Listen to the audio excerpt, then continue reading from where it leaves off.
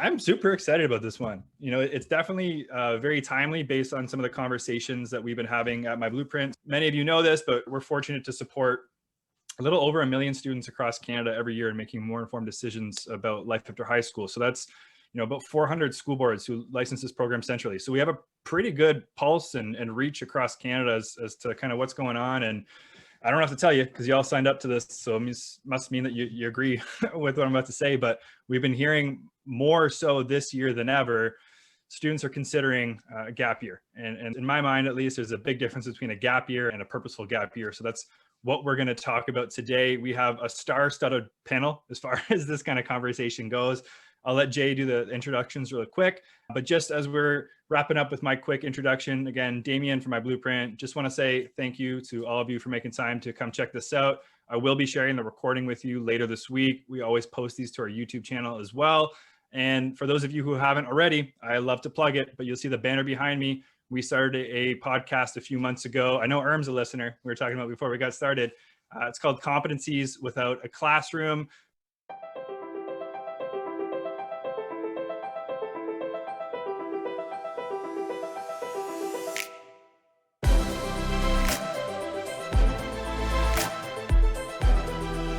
First season was interviewing industry professionals to learn about what 21st century skills or competencies they look for when building out their 21st century teams. And then with season 2, we brought it back to the classroom to highlight some of the amazing educators that are doing a great job of developing those skills in their students. So you can take their strategies, borrow it, share it, and bring it back to your classroom. So buckle in. Hopefully your coffee is filled up. We're going to jump into it. And Jay, I'm going to pass it off to you. Thanks, Damien. Thanks again for suggesting this and for inviting me in for all that my Blueprint is doing to help young people find their way. And thanks to the other panelists today. Yeah, I think it's a testament to the nature of the collaborative nature and the very generous nature of the gap year community, which I think is really great. I hope it stays that way. It's really fun and I think it's inspiring too. So my name is Jay. I'm the founder of the Discover Year, which is a purposeful gap year program, and we've been running since 2016. And the other wonderful panelists that we have with us today, in my bottom left-hand corner, we have Michelle Dittmer. She's the president of the Canadian Gap Year Association, which, if you didn't know, is a thing. We have an actual association in Canada that promotes and facilitates gap years and tries to help many people understand the power of them. So thanks for being here, Michelle. We also have Ariel, who is a Discover Year graduate from 2020, almost a year already. She's also currently a student at the University of Ottawa, where she's studying communications and doing amazing things, including still helping us at Discover Year with a number of different projects. So thanks, as always, for being here, Ariel. We have Erm with us as well. Erm Lombardi is the parent of 2 purposeful gappers. And by the sounds of it, I didn't realize this until recently, sounds like she did her own gap year way before it was even cool. So that's really inspiring as well. Erm is one of our facilitators at Discover Year, volunteer coach for our students. So she does other things as well. But thanks for being here. And last but most definitely not least, Sabrina Mctaggart is the parent of a purposeful gapper a number of years ago. And she's also a career coach, Sabrina Mctaggart Coaching. She's based out of Ottawa. As well as us here at Discover Year. And she does a fantastic job helping young people make decisions when they're feeling unprepared or maybe indecisive. So thanks to you all for being here. And thanks for everyone who's joining in. We're all very cognizant of the fact that it's a different world. It's a busy world, confusing, often emotionally draining. So it's really nice that you chose to be here with us today. I hope this is useful. I'd like to just briefly start by talking a little bit about what I know Michelle has experienced, and we've certainly experienced at Discover Year, and it sounds like the wonderful people at my Blueprint are hearing about this as well. And it's this kind of rut where actually gap years traditionally, certainly purposeful gap years, help young people largely navigate the world that is uncertain. And even though it's more uncertain now than it typically would have been, it's a really important skill that I would say anybody who does a purposeful gap year exits that year with a much better capacity and more confidence to know that things will change and that's okay. And they have the tools to navigate that in a more effective way. So the trouble right now is that people are emotionally drained and they don't seem to have much motivation to do something new or different. And it sounds like a lot of people are looking for the most certain thing, which is, the institutions that have been around for hundreds of years.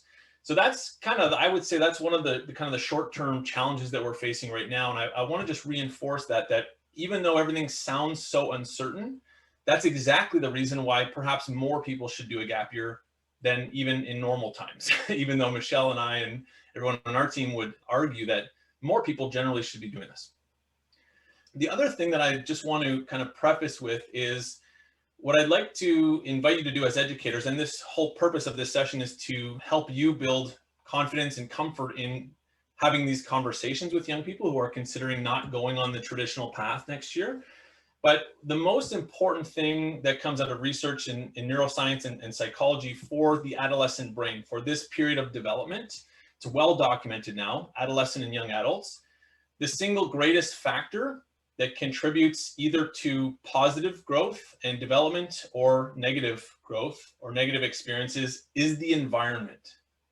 So what is the environment? That's the lens I want you to consider when you're having these conversations with young people. And for this session today, what environment are you encouraging young people to pursue, to immerse themselves in? So in other words, are they going to be going into an environment where they have people that will show them compassion and give them support and challenge them effectively? Or are you encouraging them to follow a path, or are they going down a path already that's going to be perilous, but without support and without the kind of support they would need to navigate that world of challenges? So I just really want to stress that environment for us at Discovery Year is really important. That's the thing that we do the best. But the reason that we focus so much on that is because we know how critical it is. That regardless of the specific path, whether it's university or college or some variation of a gap year or going to work, it's really important to help the student understand the importance of the environment. And that's science. Fortunately for us, we now have good science around that. So it's really important to keep in mind. A few other things really quickly. We're going to hear from Michelle in a second, and she is very knowledgeable and articulate around kind of why people should consider gap years. So I'm going to throw over to her. But before we do that, in terms of your own level of comfort and confidence as an educator, as a parent, as a friend, however you're having these conversations, I know from experience that there is a group of people out there who think gap years are amazing and they're promoting them to students and family members all the time. And these people are here with us today, probably. And there's a group of people who are quite ambivalent about it. In one sense, they think it's a good idea, but they're they have lots of trepidation around it. And they think, oh, I had that story in my head about the person who did a gap year and they never went back. And they're now, whatever the worst case scenario is what happened to that person. So they're confused, they're uncertain. And then there's a group who rip gap years out of hand. So they just absolutely believe that it's not a good option and nobody can benefit from it. And people should always go on to university or college. And I know that there might be a mixture of people here. So to help hopefully build your own sense of comfort and confidence, a few stats out of the US, and Michelle can elaborate. I know she has a good grasp, probably better than I do on the gap year statistics, but basically 90% of gappers, from a survey that was done a number of years ago, 90% of gappers return to formal education if it's an intentional gap year the very next year. So that concern about going off the rails and never going back and being a failure for your life is very much a myth. Second thing I would say is that Harvard University has recommended purposeful gap years since 1973. So one of the most recognized universities in the world actively encourages their students in their offer of admission. I know people who have been admitted and they show me their letters and there it is. It says, we encourage you to do a gap year, come back next year when you're more mature and have purpose. And there's tons of stories from our parents at Discovery Year, and I'm sure Michelle has many of those stories as well, where parents say this was absolutely important for maturity and autonomy and independence and personal growth. And the students end up more motivated rather than less. I hope that brings you a little bit of comfort. Maybe you believe me, maybe you don't, but I think the stories that you're about to hear will help. So now, Michelle, I will throw it over to you and tell us a little bit about who does a gap year based on the research. And also, can you tell us a little bit about why you founded the Canadian Gap Association? Of course. So we'll start with the Canadian Gap Year Association. It's a nonprofit organization that does a lot of education and advocacy, speaking on behalf of this pathway, because there, as Jay was mentioning, there's a lot of misunderstanding about it. A lot of us have this idea in our head that a gap year is those privileged, lazy people that get to strap on a backpack and travel on mom and dad's dime, and head to Europe or head to Africa to help. And that's kind of what a lot of people are left with as the flavor of a gap year. And while some people do that, that's the vast minority of people. And so the job that we do is helping people understand that larger definition of what a gap year is all about, and how do you make it purposeful? What does that look like? So I started out in the classroom, like a lot of you, and I found it was too small for me, and it was too small for a lot of the learning that I wanted to see. And I did a lot of research around what was happening around the world, and gap years were really popular in Australia and New Zealand and in the UK, and that was not part of our culture here. And that really got me scratching my head. As we create a really pressurized version of high school, and we're accelerating everything and we're condensing everything, that puts a lot of pressure on students. And by giving them that opportunity to take that gap year, to decompress, and to spend some time exploring themselves and how the world works outside of a classroom, gives them a whole new perspective on life and allows them to be much more successful along the way. But in Canada, it's not part of our mainstream culture yet. We are seeing that trend, which is why so many of you are here today. And that's been accelerated because of the pandemic, because we have put this pressure cooker into everything that's happened. And that's really been a catalyst for the uptake of more conversations around gap year. So the Canadian Gap Year Association exists as a connector to help people get the correct information they need, as well as the resources to make sure that it is purposeful time for them, that they don't just end up sitting on the couch for a year. Now, when it comes to who's taking a gap year, it's really unique because everybody is choosing a gap year for a different reason. And that's why it's so important as an advisor to sit down with students and ask them really important questions about their intentions. Why are you thinking about taking a gap year? Because when you understand the reason why you're taking a gap year, then you can start to find and plug in the appropriate activities. So we get students who are what we call the explorer.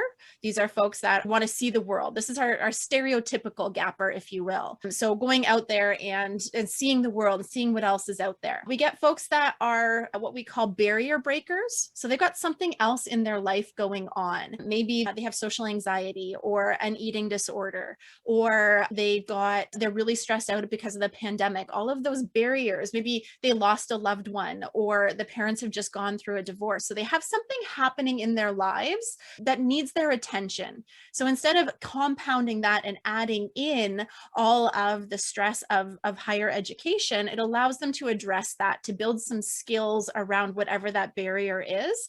And then when they're ready, they can step in a more healthy way to take on academia. So barrier breaker, the explorer, we got the high achiever.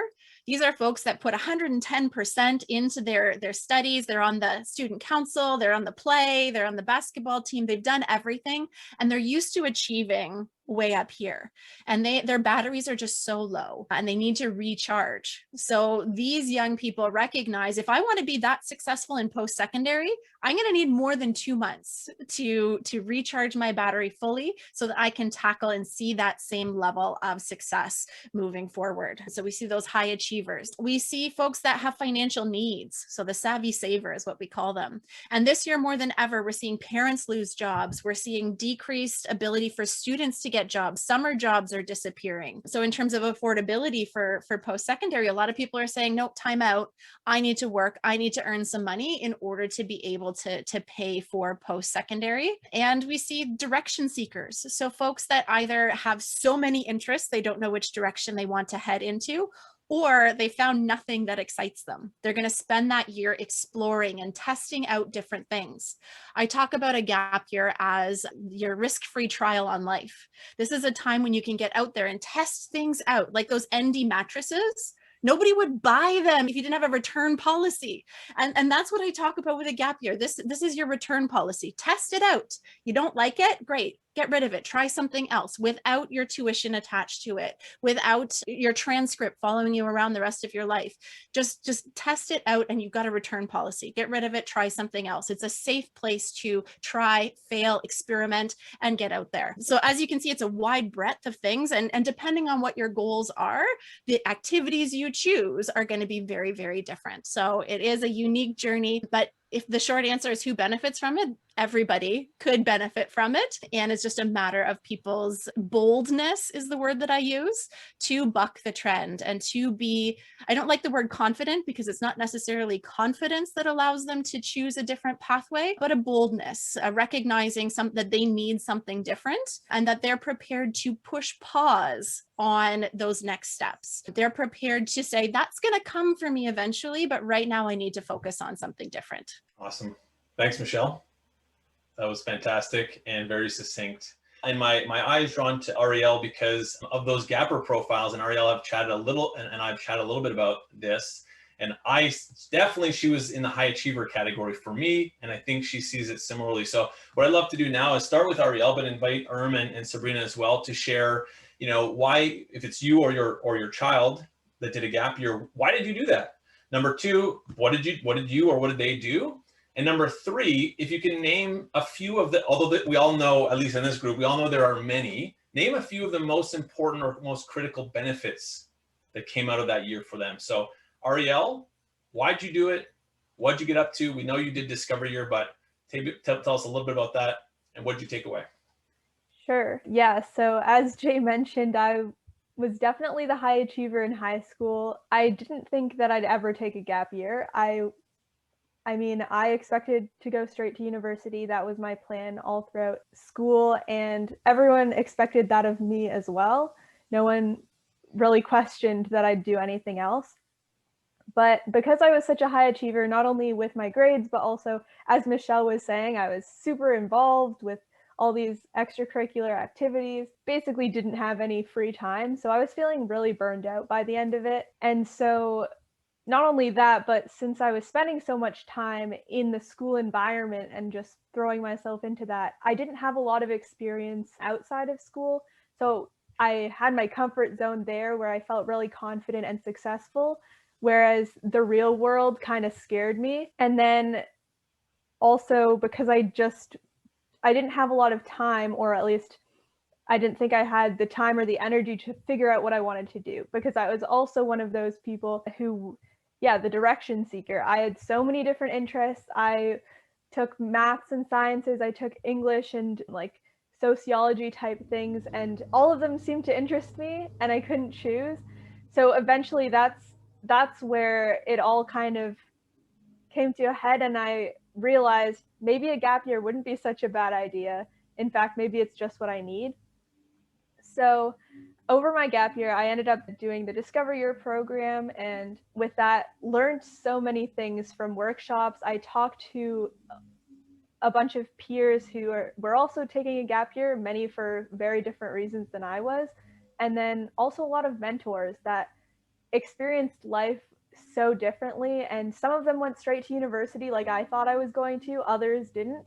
And I got a huge amount of perspective on what success means and what failure is, and like why I don't have to be so afraid of making the wrong decision. Because I think that's one of the biggest things that was stopping me from going straight to university, was that I was scared of wasting all my hard work and then choosing the wrong thing, and then it just, I don't know what I thought would happen. But yeah, so I had so many conversations. I worked also throughout my gap year. So I gained that real life experience that I didn't really have before, gained confidence outside of school, and then gained a lot of perspective and ability to make decisions, being okay with being uncertain about things and deciding something anyways. So I was able to find at least my next steps. So right now I'm in university in communication and willing to kind of explore rather than just have this as what I'm going to do for the rest of my life. So yeah, that's kind of the story. Thanks, Ariel. And I'll have a couple other questions for you towards the end, but thanks for sharing. Yeah, thank you. Why don't we throw it over to you now? So again, you have two young people in your family, two of your kids that did a gap year. Why'd they do it? What did they get up to? And what do you see as the parent? What were the major benefits? Yeah, sure. So my son did not know what he wanted to do after grade 12. And I would add that his high school experience was okay, but he didn't love the traditional academic classroom setting. He was a learner and he was curious, but didn't love being in school. And my daughter knew exactly what she wanted to pursue, but wanted this feeling of, I want to be happy and excited. And I'm not, I'm feeling anxious. So I need to figure that part out. And also her pull was financially motivated. She knew that she wanted to come out of her education, not with a whole bunch of debt. So the appeal was, I'd really like to work. So they had different reasons, as Michelle was saying. It's like, yeah, check that box and check that one, check that one too. And what they got up to during that year, they both held two jobs, both of them. So my son worked at an outdoor store, and he also joined a contractor, just general labor. And that allowed him to explore a little bit of work and also a lot of conversations about the different various trades. And he eventually decided to pursue plumbing. So he's an apprentice. And for her, she also held two jobs in the retail world, both related to things that she loved, which was health and fitness, and then technology. So she was also able to travel that year, which she really wanted to do, and able to save money. So she set a financial goal and actually exceeded it. And that was important for, obvious reasons. And also when she did go to university, it allowed her to just kind of focus and relax on academics and have the money piece totally taken care of.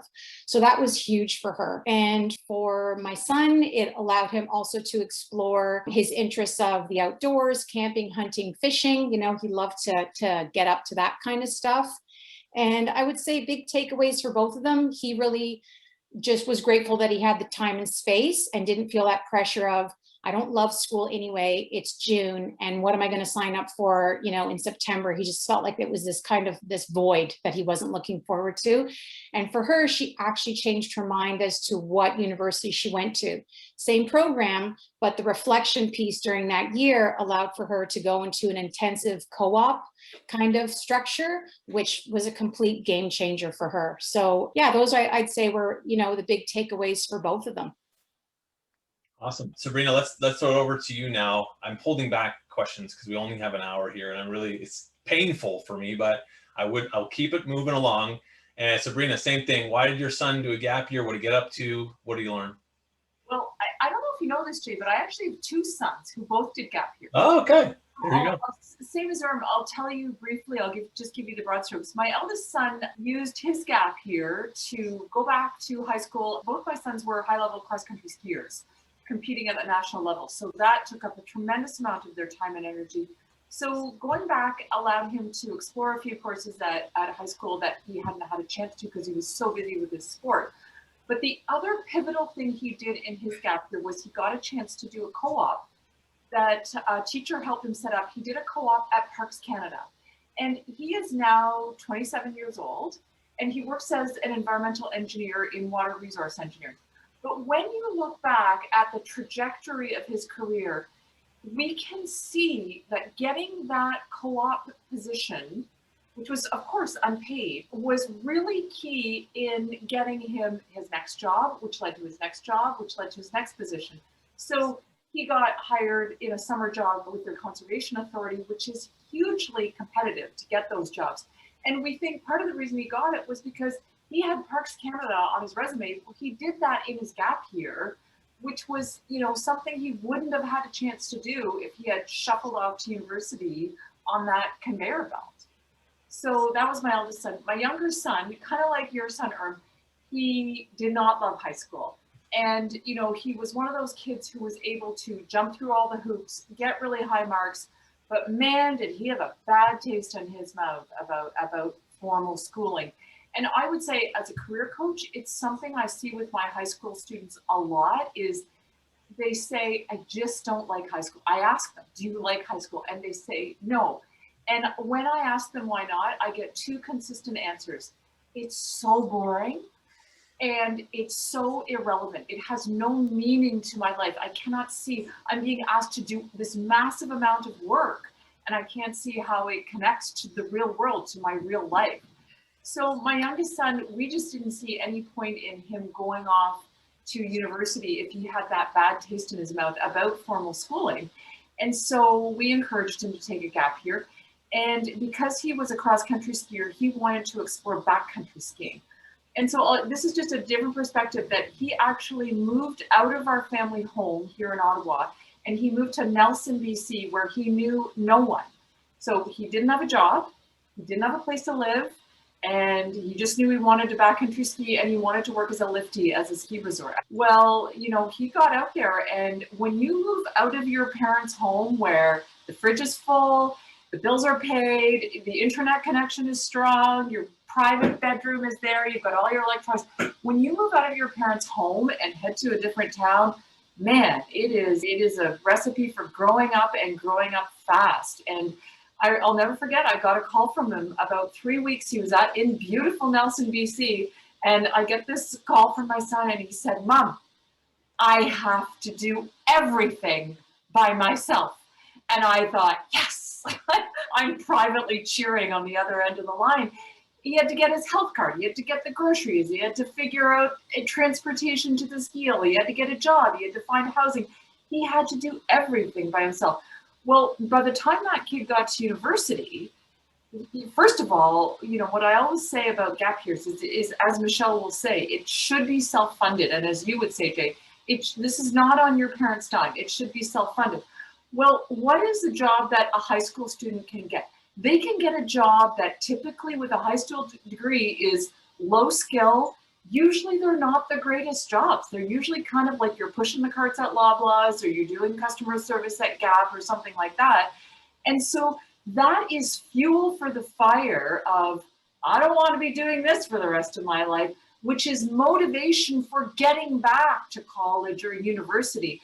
And there's my son working as a liftie at the ski resort, standing outside. It's not as glamorous as it sounds. You know, he's standing outside in minus whatever weather, shoveling. There's 9 meters of powder in Nelson, but he's doing all the shoveling. And he said, by the end of his gap year, he said, I cannot wait to get to the library. Like, he couldn't wait to sit down and study. He said, sitting in the library to study, that would feel like a vacation to me. So that's what you want. When you're writing those expensive tuition checks, that's exactly what you want. The other thing, once he did get to university, again, he was only a few weeks into classes, and I get the call from him, and he said, Mom, there are so many students here who look lost, confused, overwhelmed. And he said, I'm glad I'm not one of them.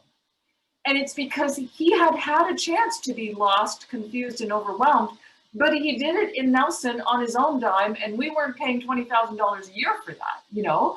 And so he learned to tap into his own inner resources, and that can only serve a young person well.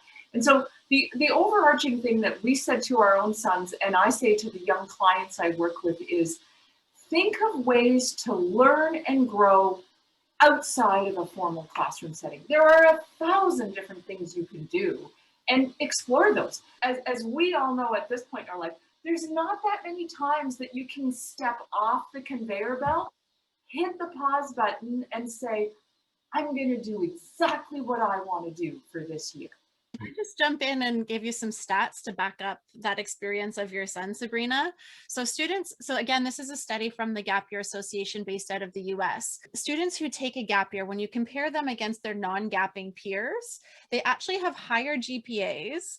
They graduate in fewer years, and they're more employable after they graduate for exactly those reasons. When you step off the conveyor belt, you get that life experience, you take on a different relationship with post-secondary. It doesn't become grade 13, 14, 15, 16.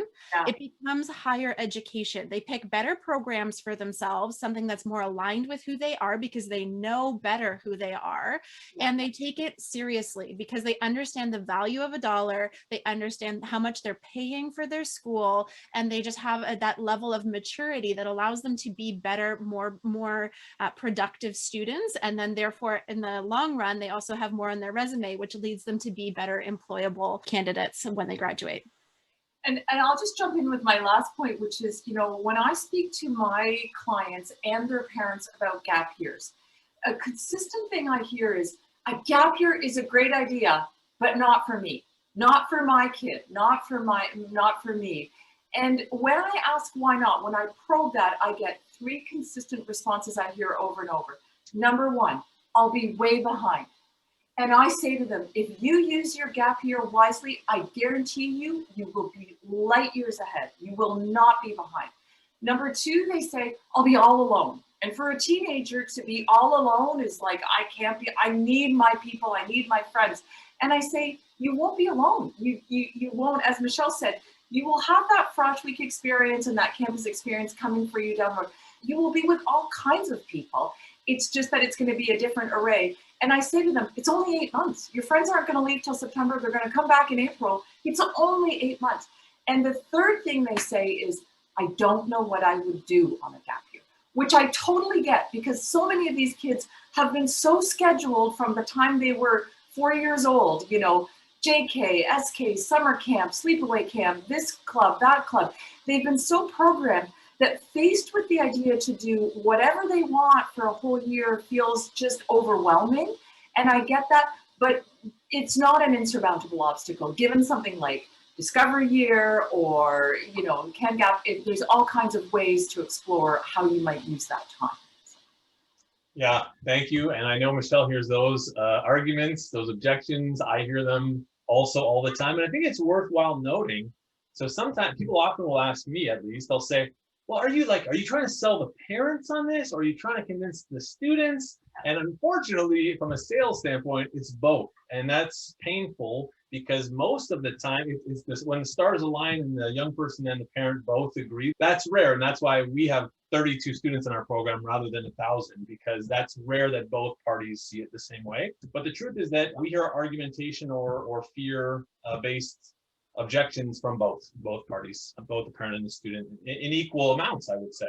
The students, for us, generally, it's, I'm going to be behind, what am I going to do, etc. They're really fearful of straying from the status quo. The parents, most typical is they're going to be, they're going to be homeless. They're going to, they're not going to amount to anything. They're never going to get back on track. They're going to lose motivation. They're going to forget how to add 5 + 5, and they're not going to be able to readjust, which everybody who's done a gap year says, they'll tell you, and Ariel can maybe share her experience, but generally the first week or two, it's like, whoa, okay, I forgot the quadratic equation or whatever it is. But that heightened period of intensity is, you lose it, and it's like way in the rearview mirror by the end of the first semester.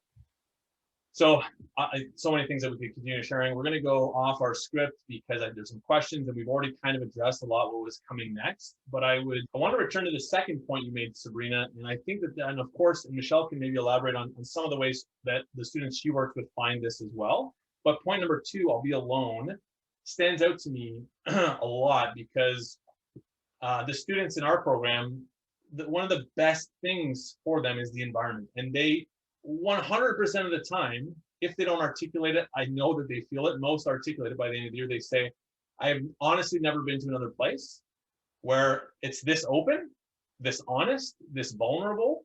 The relationships that I've built, even though I might not talk to these people again for a year or for 5 years, maybe I'll never see them again, but the relationships that I've developed here are so much more meaningful than my friendships in high school or my classmates. So Ariel, I would throw it back to you at this point, if you wouldn't mind. I want to hear about your transition, because that's kind of topical right now. Is a lot of people are nervous. What happens when I eventually go to university? And your experience, and what, especially in COVID, I think is telling, and it's something we hear a lot. So tell us a little bit about what you were observing in your classmates in your first year at university, studying online, you coming from Discovery Year, many of them coming direct from high school. Yeah, well, as Jay was saying, of course, going from having a year off of school to jumping back in, the first beginning of my first semester of university, I definitely had to readjust.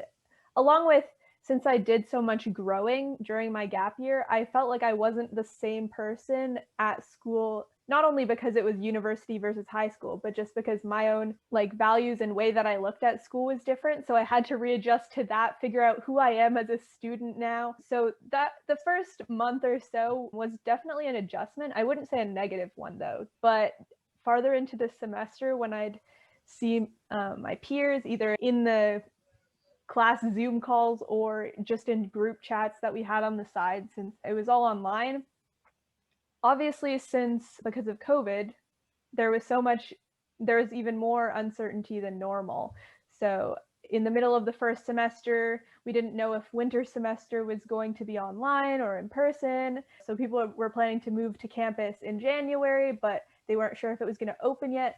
And plus with all the different classroom things that were going, a lot of people were super stressed and just constantly like, does anyone know what's happening yet? Or just generally very like almost hopeless about how the year was going. And I was noticing that, and like I was just kind of confused at first, because normally in high school I'd be one of the most stressed people in the class because I was such a high achiever and so busy all the time. And so I was used to being the one that would be freaking out and stressed. But then I was sitting there like doing my classes, going through things, you know, enjoying what I was learning. And obviously it might not be what I hoped my first year would be like, but I wasn't feeling that same like stress and like negative feelings that it seemed like a lot of my peers were experiencing. And so of course then I realized it was largely due to how I'd grown throughout my gap year and the mindset that I was having then, how much more comfortable I was with being uncertain. And you know, I was one of those people that was planning on moving to campus in January, but I had to make some decisions based on a lot of information I didn't have. And it wasn't necessarily an easy decision, but the decision process was much easier for me. And yeah, I really think that if I was straight out of high school at that point, I would have just been freaking out along with everyone else. So it really goes to show how much that helped me like in a tangible way. Awesome. Thanks, Ariel. Okay, I want us to get to some questions. I know there was a couple that came up in the Q&A there, and I think there may be more. What I'd like to do right now, and again, I'll reiterate, Michelle and her team have great resources as well. I want to share what we do at Discover Year, because we actually have kind of integrated many of the different components of typical purposeful gap years into our programming. They're planned as part of the year. So I just want to explain what we do, and I hope that it prompts some ideas as to what you might suggest or offer to, advice for the students that you're working with. And again, I reiterate, CanGap and Michelle can share resources. They have lots of tools, and I know she just put in the chat, they have info sessions as well. But so what do we do at Discover Year, and why is it special, if I may say, and I do believe it is. The ratio 1 to 6 is very relevant for us for two reasons. The first reason is that we intentionally developed the program to incorporate and to allow for a huge amount of exploration and reflection and intrinsic motivation. So one day every week for the year, it's too complicated to describe in 3 minutes, but to give you a quick snapshot, I would invite a conversation in the future. But for today, every Wednesday we meet through the year. We have workshops to help young people understand and build skills that they honestly don't even know exist, like how to ask great questions, how to build meaningful relationships, how to pick up the phone and make a professional phone call, how to write professional emails, how to work with different people from different cultures, how to budget your money, et cetera, whether to rent or to buy a house when you move out, all these types of life skills and career skills. We do those every week. We introduce them to wonderful people like Erm and Sabrina and Michelle. We should have you sometime, even though we haven't yet. There's my pitch. But over 100 amazing professionals who have failed epically and are now succeeding and have mental health challenges, and they've bounced back from really important things, and they've broken up with their partners, and they've been fired from jobs, and they've also launched businesses and all kinds of really, really interesting things spanning the gamut of vocations. And our students meet them and they're inspired by all the stories, both of success and failure. And they really come to understand that life is very much indirect and circuitous, and that's great, in fact. So it brings them a lot of confidence. Each student in our program gets a personal coach, someone like Sabrina, who helps ask them important questions and provides them support. It's a third-party individual who's not a parent, who's not a friend, someone who cares about them and supports them. The rest of the week, they have a community service project that they develop and deliver over the span of the year. They work. Some of them choose to volunteer. Some of our students, if they have that luxury, they don't have to be paid for work, but we encourage them to work almost full-time, about 30 hours a week. They travel for the month of February. This year we did April, and then that got squashed largely for many of them. Some of them still traveled. They still had amazing experiences, even if they just rented a solo Airbnb. They rented an apartment downtown for a month. They learned how to do laundry. They learned how to cook for themselves, how much groceries cost. So they learned tons of things in their travel component. And they also have a lot of time for reflection, as I mentioned. So they have one day of learning, and then they apply all those things they learn with us at their jobs, in their relationships, in their communities. So that's how we set up our program. It's not the only way, but it certainly has proven very valuable for our students. And these are some of the elements that I know Michelle would suggest, and maybe she has other things that she could share as in terms of pursuits. But these are some of the things that I think most students should consider, at least some of them for their year, in addition to portfolios and creative things, etc. The other 1-to-6 ratio, the other reason it's relevant is that in our program, we have one facilitator for every 6 students. So you are all educators. Imagine what you could do with only 6 students in your classroom, how fruitful and engaging those conversations would be. Not that they aren't already, but imagine how powerful it would be if you were having conversations with 6 students. So that's what we have.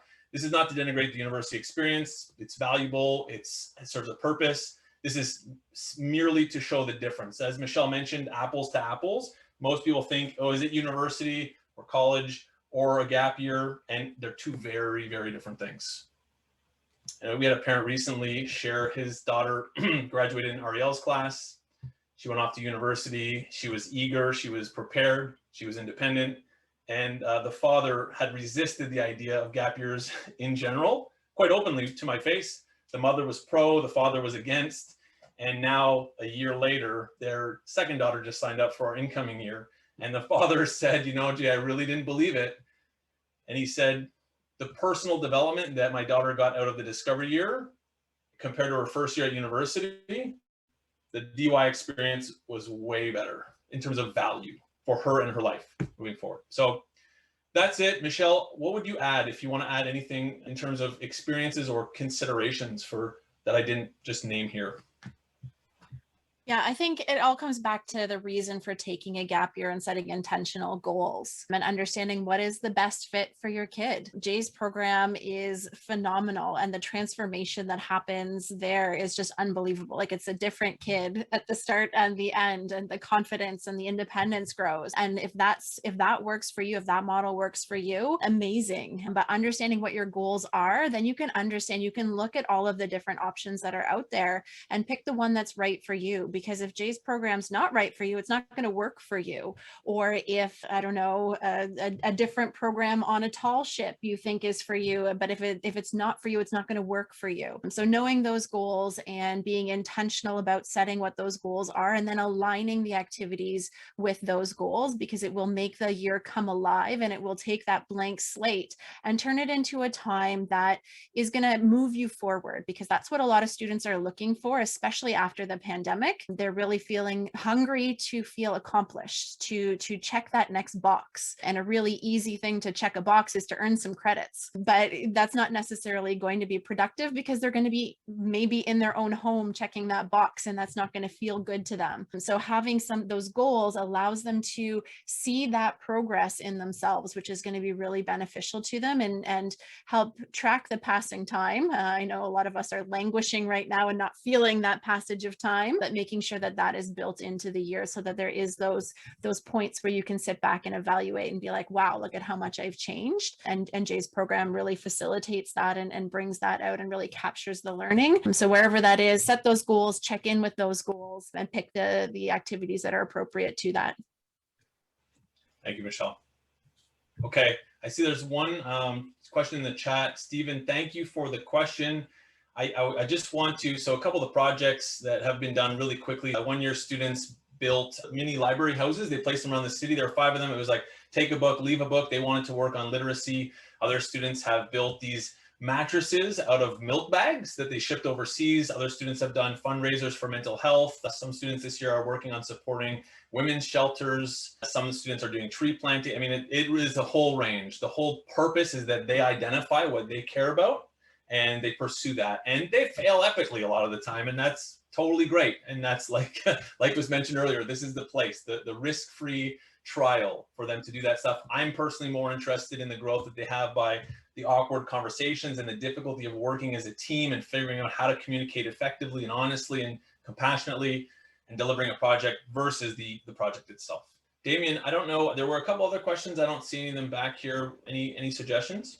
Michelle, if you're okay with it, I know you wrote out answers, but for everyone who hasn't navigated to that, maybe you can just kind of speak to them. So Linda asked the questions about, so students who are able to delay gratification, they're more likely to return. But what about those students who maybe don't have that intrinsic ability to delay, the kids that fail the marshmallow test, which is a lot of kids. So for those students that maybe don't have that innate ability to delay gratification, more structured programs are better for them. So instead of this DIY, I'm going to find a job, I'm going to do this, structured programs like Discover Year or the Gap Year game plan that we offer, or other like longer duration programs like Classifloat or Kitimovic that have that structure built in, it gives them a really strong framework. So they have to make a decision about which of those programs is the best fit for them, but it will give them a little bit of structure and help bridge that time while they're doing something different, they're gaining different skills, they're not being a student, so they're reaping those benefits, but they are supported in that as well. And then I would also say for those students that have a fear of like a flight risk, that they're going to just go off the rails completely, to explore the option of deferring an acceptance. So applying to a program in your grade 12 year, and then upon receiving the acceptance, asking to defer a year. So the university or college, you can ask if they could potentially hold your spot for a year later. So at least that exit plan from the gap year is still in place for them. And that can be a really great tool. Now that's not all universal. Not every school, not every program will allow you to do it, but it's definitely worth researching. And the easiest way to do it is just type in the name of the school deferral, and then it usually pops up for you. So you can see what the possibilities are.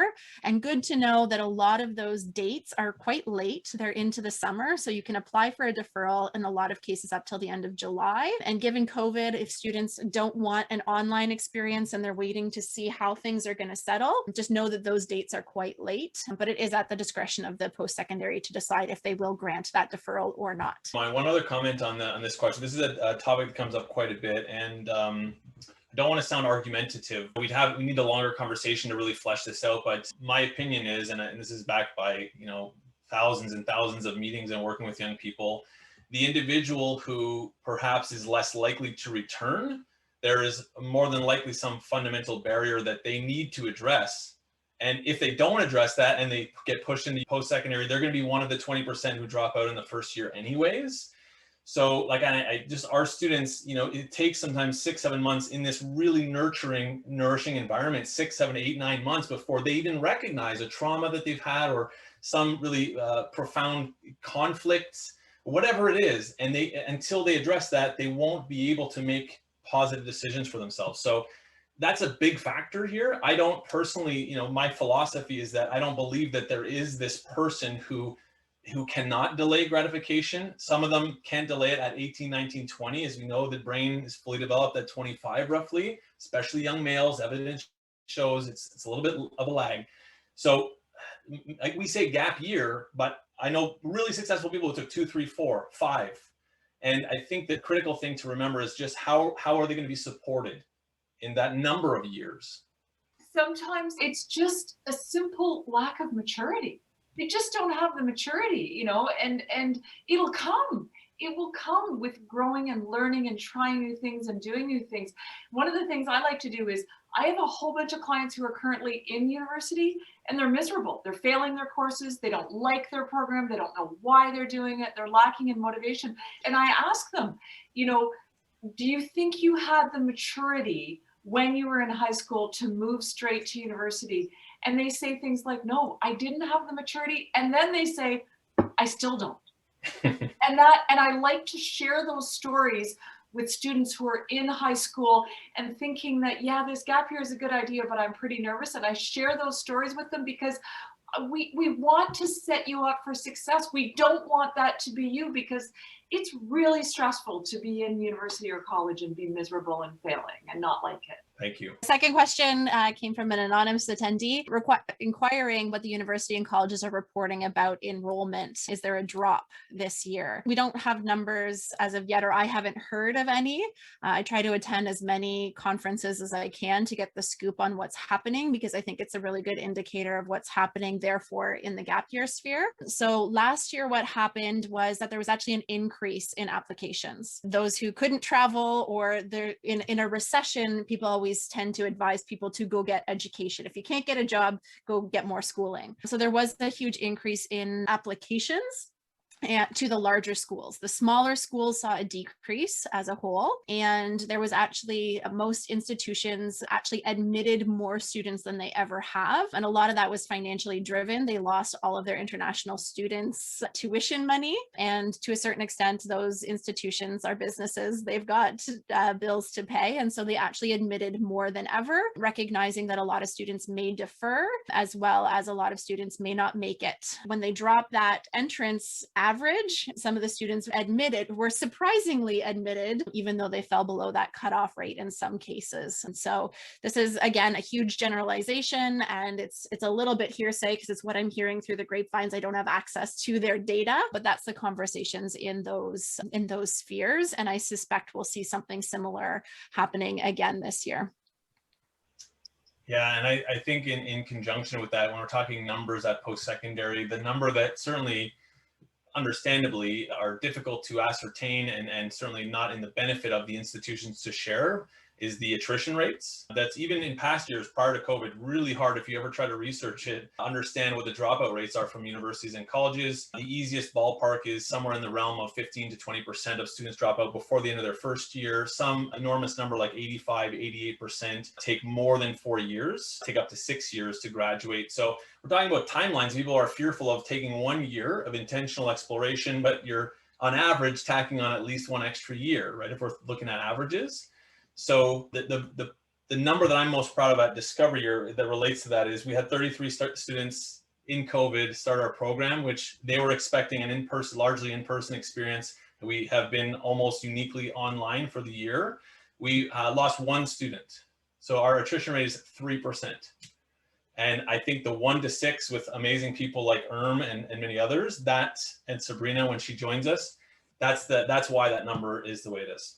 So I just want to share that number one is I'm super proud of it. We worked really hard and the students worked really hard, but I think it's all about the environment. I want to push that again. What is the environment these young people are going into?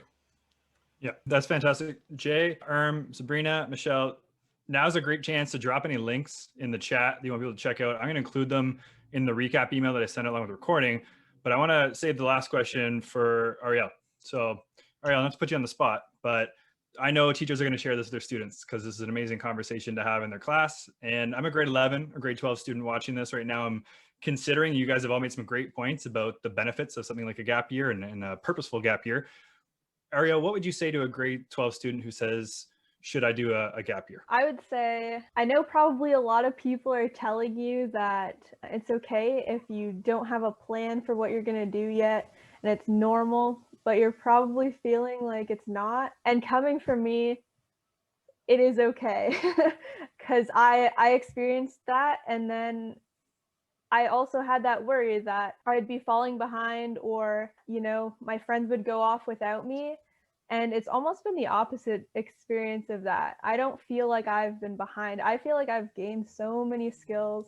And I've also realized that life isn't just one path anyways. So you're not even falling behind on a path because it's actually your path. So I'd say, yeah, take a risk with your path, and a gap year can be really awesome in getting you ahead and on a path you actually want to be on. That's an amazing answer. And I'm going to quote you on that one. You're not falling behind your path because it is your path, right? I can't think of a better way to end this important conversation and discussion. So I want to thank all the attendees for finding some time to check this out today. I hope you share the recording with your colleagues, with your students. I want to thank all the panelists for carving out this time, again, to have this important conversation. And I want to say thank you and goodbye to everybody. This was fun.